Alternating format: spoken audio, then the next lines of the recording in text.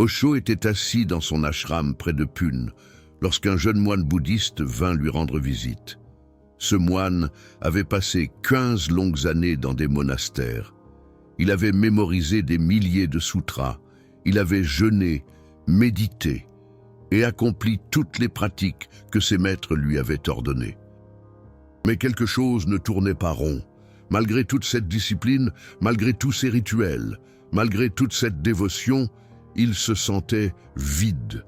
Il était venu de loin, parce qu'il avait entendu dire qu'Osho disait des choses qu'aucun autre maître n'osait dire, des choses que personne d'autre ne pouvait expliquer. Le moine s'agenouilla devant Osho et dit « Maître, j'ai consacré toute ma vie à la religion, pourquoi n'ai-je toujours pas trouvé le divin ?» Osho le regarda avec ce regard pénétrant, ce regard qui mettait tant de gens mal à l'aise. Et alors, il dit quelque chose qui allait changer la vie du moine à jamais. « Tu n'as pas trouvé le divin parce que tu étais beaucoup trop occupé à être religieux. La religion est le plus grand obstacle entre toi et le divin. » Le moine fut choqué. « Comment cela ? J'ai consacré 15 années à ma foi. J'ai abandonné ma famille, ma carrière, mes plaisirs. Comment la religion pourrait-elle être un obstacle ?» Osho continua. « Tu as suivi des rituels que d'autres ont inventés. Tu as répété des mots que d'autres ont écrits. Tu as obéi à des règles que d'autres ont créées. À aucun moment, tu n'as eu une expérience propre. Tu étais tellement occupé à être un bon disciple que tu n'as jamais eu le temps d'être un véritable chercheur. » Ce jour-là, le moine comprit quelque chose que la plupart des personnes religieuses ne comprennent jamais. La religion organisée et la spiritualité authentique ne sont pas seulement des choses différentes, ce sont des choses opposées. Aujourd'hui, je vais vous expliquer pourquoi les personnes spirituellement éveillées finissent par abandonner les religions organisées. Pas parce qu'elles sont devenues arrogantes, pas parce qu'elles pensent qu'elles sont meilleures que les autres, mais parce qu'elles ont découvert quelque chose que les religions ne veulent surtout pas que personne ne découvre. Et cette découverte change tout. Osho passa plus de 40 ans à étudier toutes les grandes religions du monde. Il étudia l'hindouisme, le bouddhisme, le jaïnisme, le christianisme, l'islam, le judaïsme, le taoïsme. Il lut tous les textes sacrés. Il conversa avec des chefs religieux de toutes les traditions. Et après toute cette étude, il arriva à une conclusion dévastatrice. Il dit « Toutes les religions commettent la même erreur fondamentale. Elles prétendent tout savoir. Elles prétendent avoir toutes les réponses. Et cette prétention à l'omniscience est exactement ce qui tue la véritable quête spirituelle. » Pensez-y un instant. Toute religion affirme que son livre sacré contient toute la vérité. Toute religion affirme que son prophète ou fondateur a reçu la révélation finale. Toute religion affirme que si vous suivez ces règles, vous serez sauvés. Et si vous ne les suivez pas, vous serez condamnés. Mais comment peuvent-elles toutes avoir raison si elles se contredisent toutes? Osho pointait cette contradiction sans peur. Il disait « Si le christianisme a raison, alors l'islam a tort. Si l'islam a raison, alors l'hindouisme a tort. Si l'hindouisme a raison, alors le bouddhisme a tort. Chaque religion exclut toutes les autres, mais toutes affirment détenir la vérité absolue. La conclusion logique et évidente est soit une seule a raison et toutes les autres ont tort, soit elles ont toutes tort quant à leur prétention à l'exclusivité. » Et Osho allait plus loin. Il disait que même la religion qui serait juste dans son origine a probablement déjà été corrompue après des siècles d'institutionnalisation. Vous devez comprendre comment les religions naissent. Tout grand maître spirituel, que ce soit Bouddha, Jésus, Mahomet ou n'importe quel autre, a eu une expérience directe du divin. Ils n'ont pas lu des choses sur Dieu dans des livres, Ils ont expérimenté quelque chose qui transcendait les mots. Et parce que cette expérience était tellement bouleversante, ils ont essayé de la partager, ils ont parlé de ce qu'ils avaient ressenti, ils ont décrit ce qu'ils avaient vu, ils ont essayé de guider les autres vers la même expérience. Le problème commence après la mort du maître. Les disciples se retrouvent orphelins, ils regrettent le maître. Ils veulent préserver les enseignements. Et alors, ils commencent à écrire, ils commencent à codifier, ils commencent à créer des règles. Ce qui était une expérience vivante se transforme en doctrine morte. Ce qui était une invitation à l'exploration se transforme en commandement à obéir. Ce qui était liberté se transforme en prison. Osho disait « Jésus n'a jamais fondé une église, Bouddha n'a jamais créé une institution, Mahomet n'a jamais imaginé les minarets d'or. Tout cela est venu après, créé par des personnes qui n'ont jamais eu l'expérience originale. » Et là, entre en scène quelque chose qu'Osho appelait la mafia de l'âme. Il utilisait ce terme provocateur à dessein. Il voulait choquer les gens, il voulait les réveiller. La mafia de l'âme, ce sont les prêtres, les curés, les rabbins, les imams, les gourous. Institutionnels, ce sont tous ceux qui se placent entre vous et le divin, vendant des billets pour un endroit où eux-mêmes ne sont jamais allés. Osho expliquait, le prêtre est une profession. Il a étudié la théologie, il a appris les rituels, il a mémorisé les Écritures. Mais étudier des choses sur Dieu n'est pas la même chose que connaître Dieu. Un aveugle peut étudier tout des couleurs, mais il ne verra jamais une seule couleur.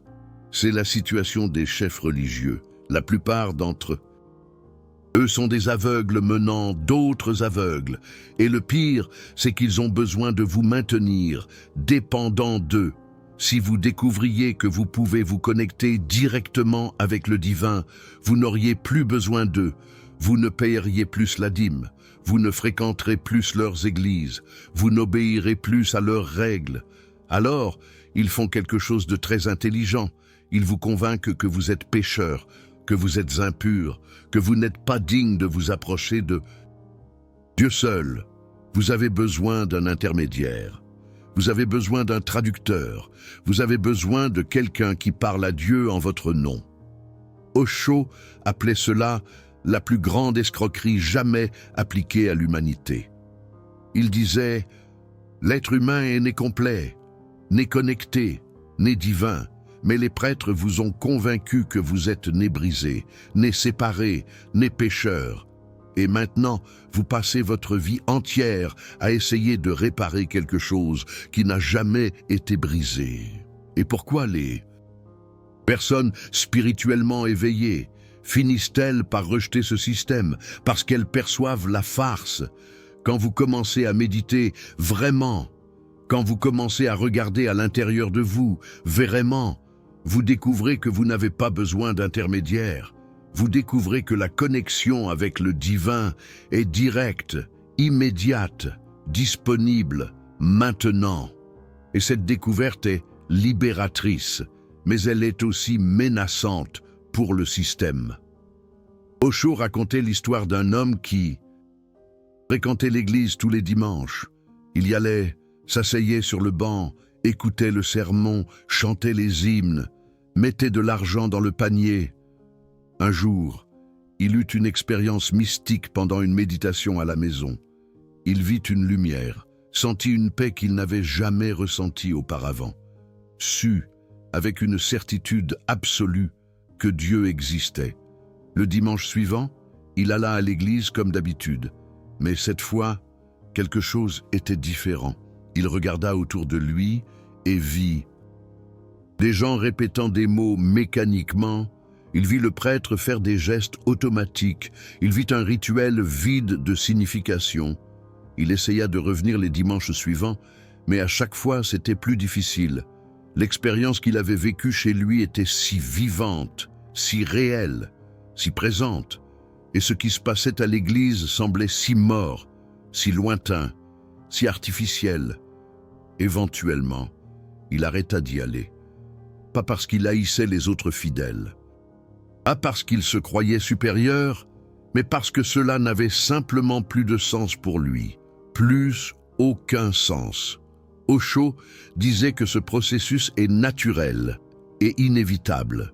Toute personne qui a une expérience spirituelle authentique va éventuellement abandonner la religion organisée, non par rébellion, mais par honnêteté. Mais il existe une autre raison, encore plus perturbante. Osho soulignait que les religions organisées sont responsables de certaines des plus grandes atrocités de l'histoire humaine. Il disait: les politiciens font des guerres pour le socialisme, le communisme, le fascisme, le nazisme. Les religieux font des guerres pour le divin, par amour, pour leur version de la vérité. Mais au final, les piles de cadavres sont également hautes. Pensez aux croisades. Des chrétiens tuant des musulmans et des musulmans tuant des chrétiens. Eux tous au nom du divin. Pensez à l'Inquisition. Des chrétiens torturant et brûlant d'autres chrétiens, parce qu'ils interprétaient les textes sacrés différemment. Pensez aux guerres entre hindous et musulmans en Inde. Des millions de morts parce qu'ils priaient de manière différente. Pensez aux conflits entre sunnites et chiites au Moyen-Orient. Des musulmans tuant des musulmans parce qu'ils ne sont pas d'accord sur la succession de Mahomet. Osho demandait si la religion est à propos d'amour. Pourquoi produit-elle tant de haine? Si la religion est à propos de paix, pourquoi produit-elle tant de guerre? Si la religion est à propos d'unité, pourquoi produit-elle tant de division? La réponse, selon lui, est que la religion organisée n'est pas à propos d'amour, de paix ou d'unité. Elle est à propos de pouvoir. Les chefs religieux veulent le pouvoir. Ils veulent le contrôle. Ils veulent que vous obéissiez, et la meilleure façon d'obtenir l'obéissance est de vous convaincre qu'il existe un divin punitif attendant de châtier ceux qui désobéissent. La peur. Voilà le combustible des religions organisées. La peur de l'enfer, la peur du karma, la peur de la réincarnation mauvaise, la peur de la punition divine. Osho disait qu'un vrai maître spirituel n'utilise jamais la peur. Un vrai maître invite, inspire, éveille, mais n'amenace jamais. Il comparait la différence entre religion organisée et spiritualité authentique, à la différence entre une prison et un jardin. Dans la prison, il y a des murs, des grilles, des gardes. Vous êtes forcé de rester. Vous êtes puni si vous essayez de sortir. Vous obéissez par peur. Dans le jardin, il n'y a pas de mur.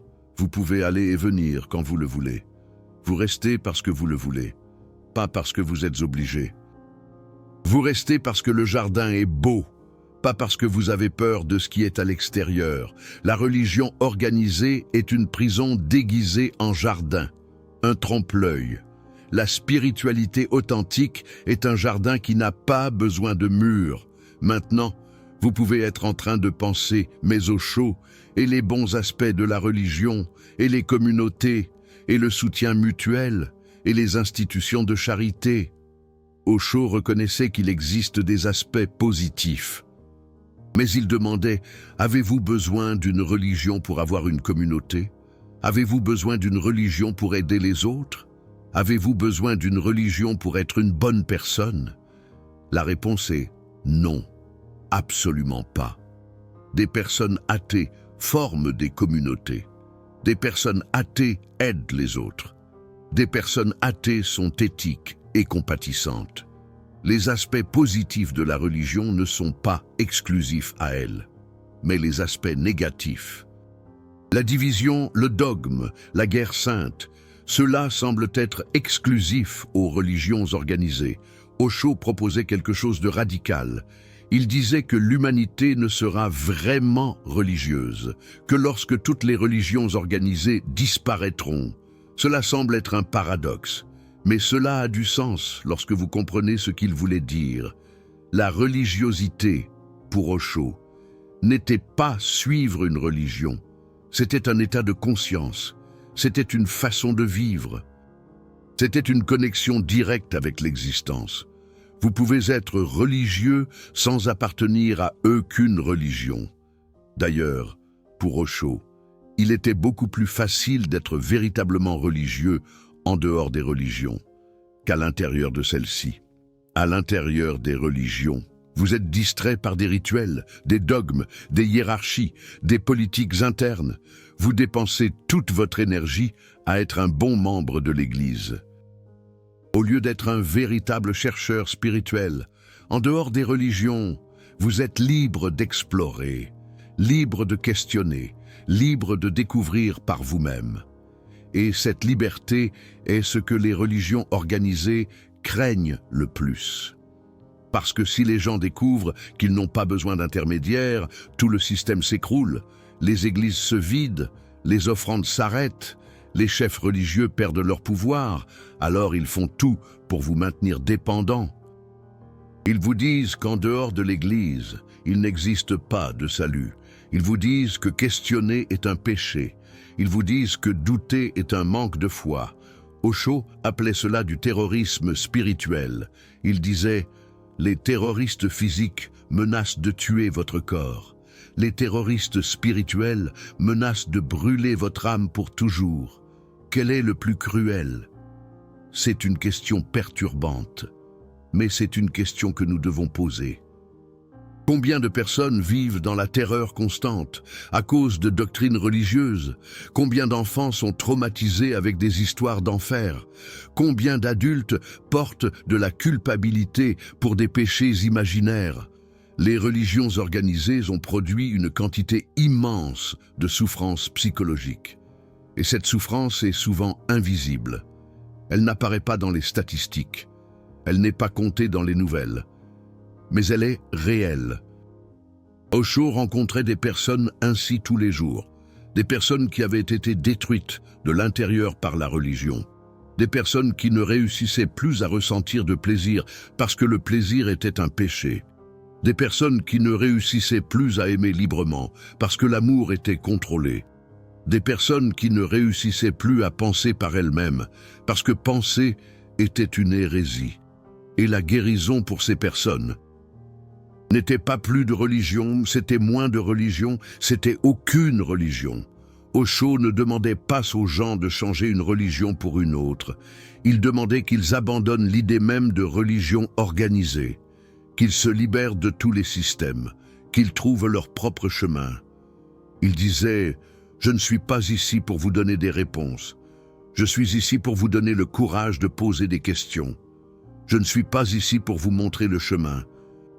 Je suis ici pour vous montrer que vous pouvez trouver votre propre chemin. C'est la différence fondamentale. Les chefs religieux disent « Suivez-moi, obéissez-moi, croyez en moi ». Osho disait « Ne me suivez pas, ne m'obéissez pas, ne croyez pas en moi, expérimentez par vous-même, découvrez par vous-même, soyez votre propre maître ». C'est pour cela qu'il était si controversé. C'est pour cela que tant de religions l'attaquaient. Il était une menace existentielle au système. Si les gens écoutaient Osho, ils cesseraient d'être des moutons, cesseraient d'obéir aveuglément, cesseraient d'enrichir des institutions religieuses. Et c'était inacceptable pour ceux qui profitaient de l'obéissance des autres. Mais l'attaque contre Osho n'a pas arrêté son message. Au contraire, elle l'a amplifié. Chaque fois qu'une religion l'attaquait, plus de gens voulaient savoir ce qu'il disait. Et plus de gens s'éveillaient, et c'est ce qui arrive quand la vérité est dite. Elle peut être attaquée, elle peut être persécutée, mais elle ne peut pas être détruite. La vérité qu'Osho énonçait était simple. Vous n'avez pas besoin d'intermédiaire. Vous pouvez vous connecter directement avec le divin. Vous n'êtes pas pécheur, vous êtes divin. Et les personnes spirituellement éveillées comprennent cela. Elles le ressentent, elles le vivent. C'est pourquoi elles ne peuvent plus avaler les dogmes. C'est pourquoi elles ne peuvent plus participer aux rituels vides. C'est pourquoi elles finissent par abandonner les religions organisées, pas par haine, par clarté, pas par arrogance, par honnêteté, pas par rébellion, par libération. Maintenant, je veux vous raconter quelque chose qu'Osho disait rarement en public, quelque chose qu'il réservait à ses disciples les plus proches. Il disait qu'il existe 3 étapes dans l'éveil spirituel, en relation avec la religion. La première étape est la foi aveugle. Vous naissez dans une famille religieuse. Vous êtes endoctriné dès l'enfance. Vous acceptez tout ce qu'on vous enseigne sans questionner. À ce stade, vous êtes un suiveur parfait. Vous obéissez à toutes les règles. Vous participez à tous les rituels. Vous croyez en tout ce que les chefs religieux disent. La plupart des gens ne quittent jamais cette étape.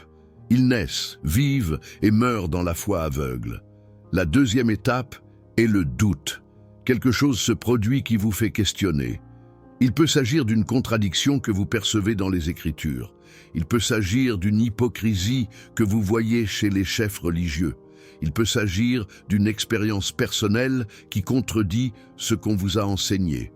Soudain, vous commencez à douter. Cette étape est extrêmement inconfortable. Vous ressentez de la peur, vous ressentez de la culpabilité.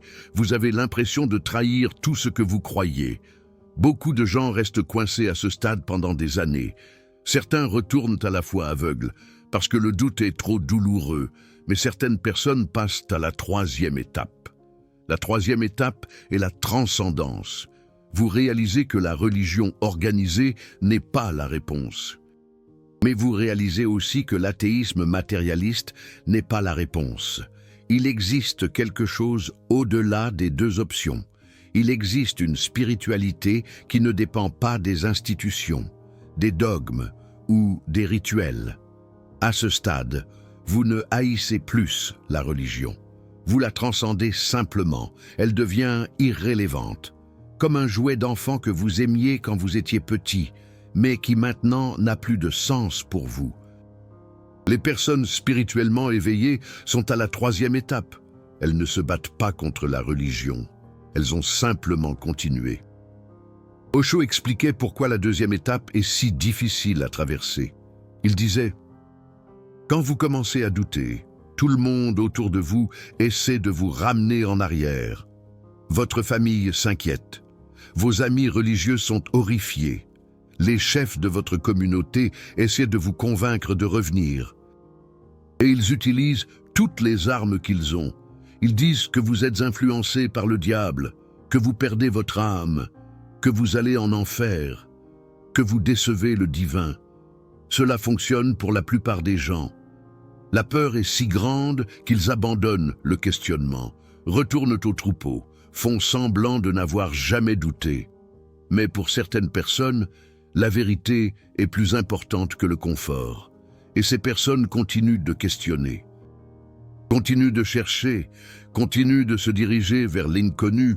Osho disait que ces personnes sont les vrais héros de l'humanité, pas les saints qui ont suivi les règles parfaitement, mais les rebelles qui ont eu le courage de questionner. Il nommait certains de ces rebelles. Jésus était un rebelle. Il a questionné le judaïsme institutionnalisé de son époque. C'est pourquoi il a été crucifié. Bouddha était un rebelle. Il a questionné l'hindouisme ritualiste de son époque. C'est pourquoi il a été persécuté. Socrate était un rebelle. Il a questionné les dieux d'Athènes. C'est pourquoi il a été forcé de boire de la ciguë. Osho disait « Tous les grands maîtres spirituels ont été des rebelles. Et tous ont été persécutés par les religions de leur époque, ironiquement, après leur mort. Les mêmes religions qui les ont persécutés les ont transformés en saints et ont fondé de nouvelles religions en leur nom. Et le cycle se répète. Le rebelle d'hier devient le saint d'aujourd'hui. La révolution d'hier devient la tradition d'aujourd'hui. Et la prochaine génération de rebelles sera persécutée par la religion qui a été fondée au nom du rebelle précédent. Jésus serait expulsé des églises modernes. Bouddha serait rejeté par les temples bouddhistes. Mahomet serait considéré comme un hérétique par les mosquées.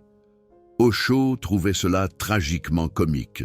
Il disait « Les religions tuent toujours leurs fondateurs ».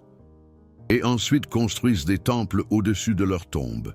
Il est plus facile d'adorer un maître mort que d'obéir à un maître vivant.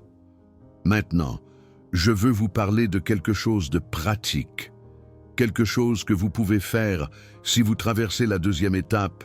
Osho donnait un conseil très spécifique aux personnes qui commençaient à questionner leur religion. Il disait « Ne soyez pas pressés de partir, mais ne soyez pas pressés de rester non plus. Observez, questionnez, expérimentez, mais faites tout cela sans jugement. » Beaucoup de gens commettent l'erreur de quitter la religion avec colère. Ils se sentent trompés, trahis, et canalisent cette colère pour attaquer la religion qu'ils ont quittée. Osho disait que c'est une erreur. La colère vous maintient prisonnier de ce que vous voulez quitter. Tant que vous êtes en colère contre votre ancienne religion, vous y êtes encore connecté. La vraie libération vient quand vous réussissez à la regarder avec neutralité, ni avec amour, ni avec haine, seulement avec compréhension. Il comparait cela avec une relation romantique. Quand vous terminez une relation avec colère, vous êtes encore émotionnellement impliqué. La personne occupe encore de l'espace dans votre esprit. Vous dépensez encore de l'énergie à penser à elle. Mais quand vous terminez une relation avec acceptation, vous êtes libre. La personne devient une partie de votre passé. Vous pouvez même vous souvenir d'elle avec tendresse, mais elle ne contrôle plus vos émotions. Il en va de même avec la religion. Si vous partez avec colère, vous allez passer des années à attaquer votre ancienne foi. Vous allez entrer dans des débats interminables. Vous allez dépenser de l'énergie à prouver que vous aviez raison de partir. Mais si vous partez avec acceptation, vous avancez simplement. La religion devient une partie de votre passé. Vous pouvez même reconnaître certaines choses bonnes que vous avez apprises là-bas, mais elles ne définissent plus qui vous êtes. Osho mettait aussi en garde contre un autre piège. Beaucoup de gens qui quittent une religion finissent par entrer dans une autre. Ils changent de prison, mais restent prisonniers. Cela arrive parce que l'habitude de suivre est très forte. Après des années à obéir à des chefs religieux, il est difficile de faire confiance en soi. Alors vous cherchez un autre chef, une autre autorité, un autre système de règles. Osho disait que c'est comme un toxicomane qui arrête une drogue pour en commencer une autre.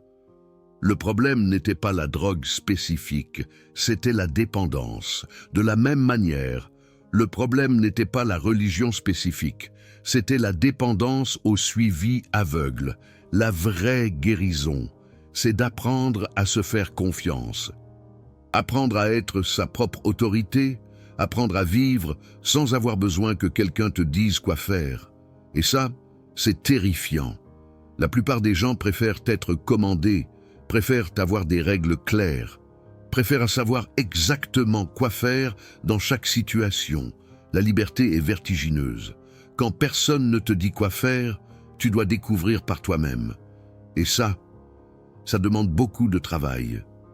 Osho disait que c'était le prix de la libération spirituelle. On échange la sécurité de la prison contre le vertige de la liberté. Mais il disait aussi que ça en vaut la peine.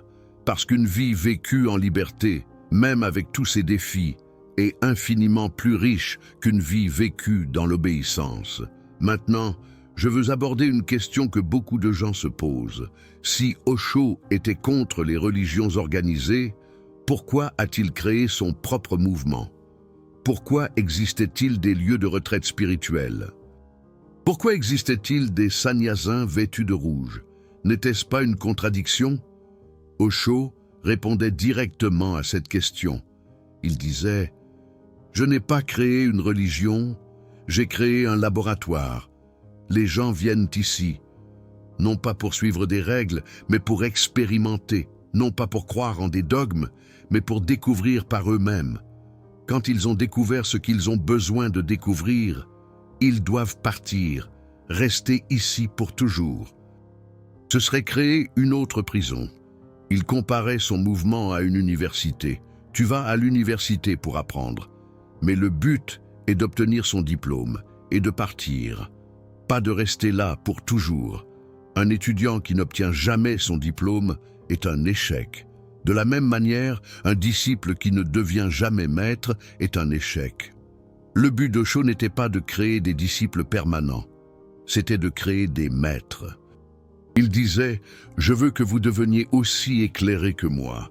Je ne veux pas que vous m'adoriez. Je veux que vous deveniez aussi libres que moi. Je ne veux pas que vous dépendiez de moi. Je veux que vous n'ayez pas besoin de moi. » C'était radicalement différent de ce que les leaders religieux traditionnels disaient. Les leaders traditionnels veulent des disciples permanents.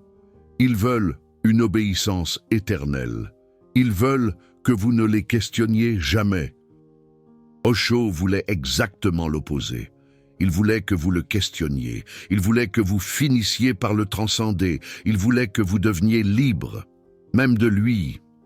Et ça, c'est le signe d'un vrai maître.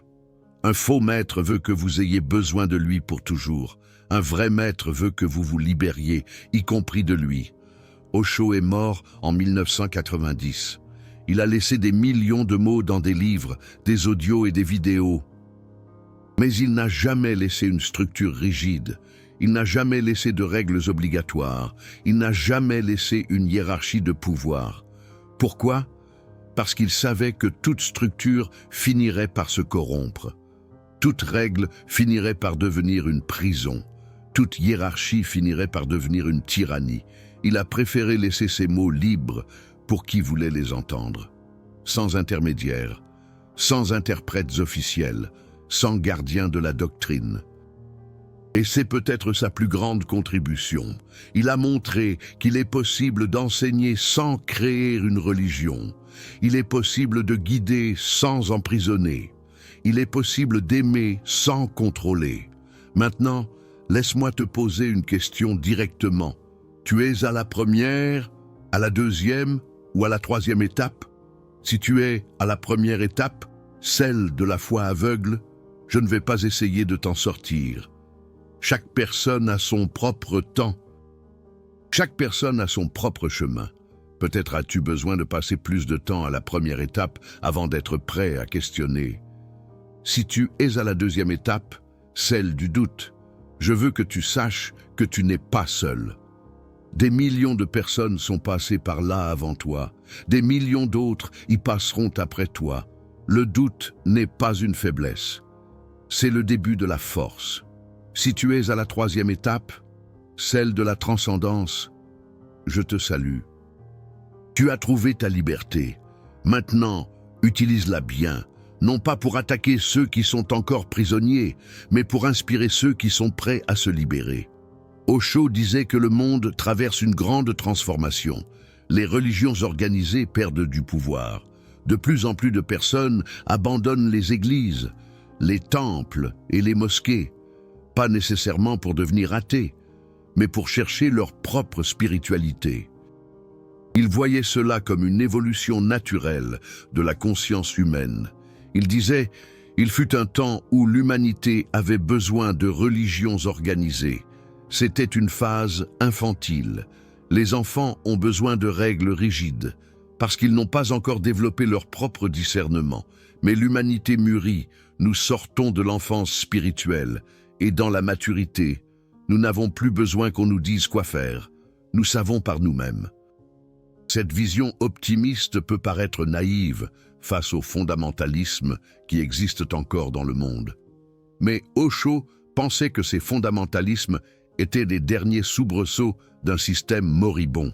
Il disait « Plus un système est désespéré, plus il devient violent. Les fondamentalistes sont violents parce qu'ils savent qu'ils sont en train de perdre.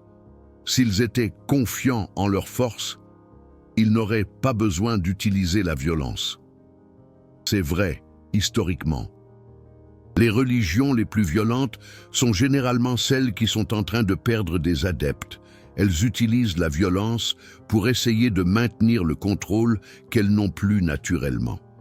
Mais la violence ne peut pas arrêter l'évolution de la conscience. Elle peut la retarder, elle peut créer de la souffrance. Mais à long terme, la conscience vaincra toujours. Osho est mort il y a plus de 30 ans, mais ses mots restent plus pertinents que jamais. Nous vivons à une époque où de plus en plus de personnes questionnent leur religion. De plus en plus de personnes cherchent la spiritualité en dehors des institutions. De plus en plus de personnes deviennent leurs propres maîtres. Et c'est exactement ce qu'Osho avait prévu. Et c'est exactement ce qu'il voulait. Il ne voulait pas de disciples. Il voulait des êtres humains libres. Il ne voulait pas de croyants. Il voulait des chercheurs. Il ne voulait pas de dévots. Il voulait des révolutionnaires de la conscience. Si tu es arrivé jusqu'ici dans cette vidéo, probablement que tu es l'un de ces révolutionnaires. Probablement que tu es en train de questionner. Probablement que tu es en train de chercher quelque chose qu'aucune religion organisée n'a réussi à te donner. Et je veux te dire que tu es sur le bon chemin. La vérité n'est dans aucun livre. Elle n'est dans aucun temple. Elle n'est dans les mots d'aucun prophète. La vérité est à l'intérieur de toi. Elle l'a toujours été. Tu as juste besoin d'avoir le courage de regarder. Si cette vidéo a résonné avec toi, si ces mots d'Osho ont touché quelque chose à l'intérieur de toi, laisse un j'aime. Abonne-toi à la chaîne. Active la cloche. Dans les commentaires, dis-moi, tu es à la première, à la deuxième ou à la troisième étape.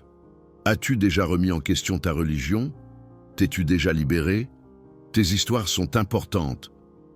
Elles peuvent inspirer d'autres personnes qui traversent le même processus.